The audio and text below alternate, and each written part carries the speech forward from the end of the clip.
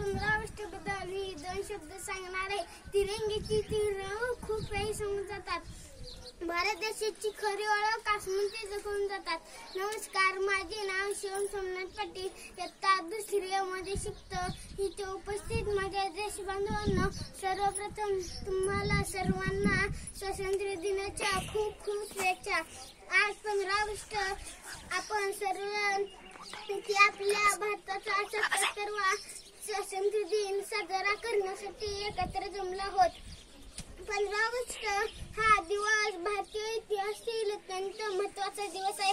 15 August 1947 रोजी आपला भारत देश इंग्रजांच्या गुलामगिरीतून मुक्त झाला.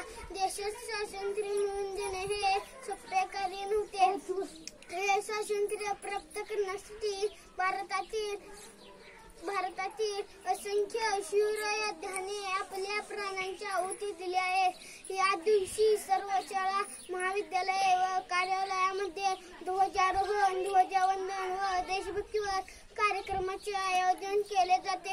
या राष्ट्रध्वजा 21 वर्षांची सलामी देण्यात येते. तर लोक शहीद जवानांना त्यांच्या कार्यास सलाम करतात. एवढं बोलून मी माझे भाषण संपवतो. धन्यवाद. जय हिंद, जय भारत.